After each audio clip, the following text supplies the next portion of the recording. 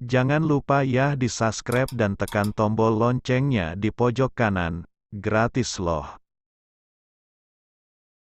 Kisah Nabi Adam. Nabi Adam alaihi salam merupakan manusia pertama yang diciptakan Allah. Adam diciptakan untuk menjadi khalifah atau pemimpin di muka bumi. Ada banyak hikmah yang bisa dipetik dari kisah Nabi Adam.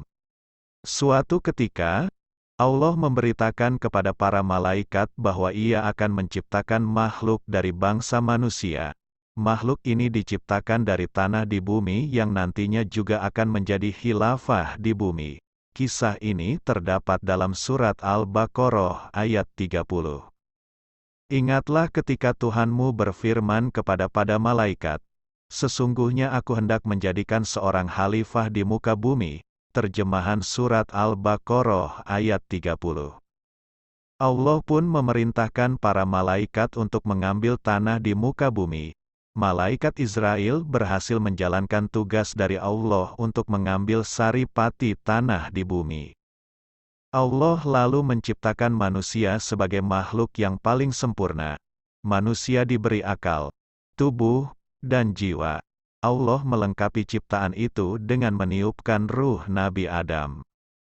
Saat ruh di mulut, Adam bersin sambil mengucapkan, "Alhamdulillah, segala puji bagi Allah." Itulah ucapan pertama dari seorang Adam, manusia pertama di surga. Allah menyambut ucapan Adam dengan menjawab, "Yarhamukallah, rahmat Allah atasmu."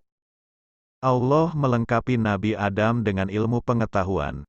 Para malaikat pun diminta untuk bersujud sebagai bentuk penghormatan pada Adam. Saat semua malaikat bersujud, ada makhluk berupa iblis dari bangsa jin yang menolak untuk bersujud. Iblis menolak untuk bersujud karena merasa lebih baik dari manusia karena diciptakan dari api. Mendengar jawaban itu, Allah lalu mengutuk iblis dan mengusir mereka dari surga. Nabi Adam pun berdiam dan hidup di surga selama beberapa waktu. Suatu ketika Adam merasa kesepian dan Allah pun menciptakan Hawa untuk menemani Adam. Adam pun menikahi Hawa dan mengizinkan mereka berdua tinggal di surga dengan syarat tidak mendekati pohon huldi. Bertahun-tahun Adam dan Hawa mematuhi aturan itu hingga setan perlahan terus mencoba merayu mereka dengan tipu daya. Tipu daya berhasil, Nabi Adam lalu memetik buah pohon tersebut dan memakannya bersama Hawa.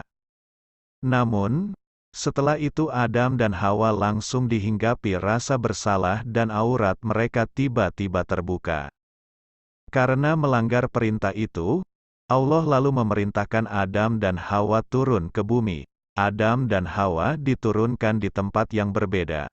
Selama 40 tahun mereka saling mencari dan bertemu di Padang Arafah atau Jabal Rahmah, bukit yang penuh kasih sayang.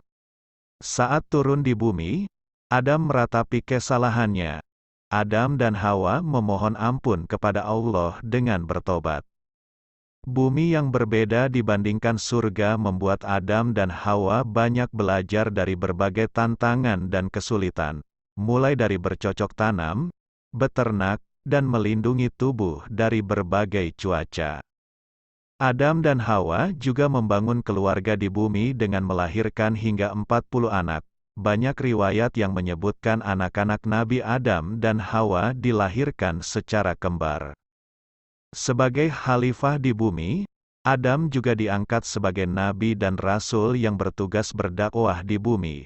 Adam menyampaikan dakwah kepada istri dan anak-anaknya mengenai ajaran keimanan kepada Allah.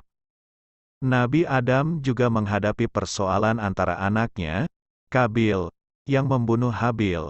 Adam sangat murka terhadap Qabil. Allah lalu mengaruniai Nabi Adam dengan anak laki-laki yang tidak memiliki saudara kembar, yang diberi nama Syits. Syits merupakan anak yang cerdas dan berakhlak baik. Keturunan Syits kelak melahirkan Idris. Nabi Adam lalu jatuh sakit saat berusia 960 tahun dan berwasiat kepada Syits untuk meneruskan dakwah. Malaikat lalu mencabut nyawa Adam, memandikannya, mengafani, menyalatkan, dan menguburkannya. Dari kisah Nabi Adam ini terdapat sejumlah hikmah yang bisa diambil. Sebagai manusia, sudah selayaknya kita memahami bahwa iblis adalah musuh yang akan terus menggoda hingga membuat manusia sesat. Tugas manusia adalah melawan godaan setan dan beribadah kepada Allah. Allah juga selalu menerima taubat setiap hambanya yang bersungguh-sungguh.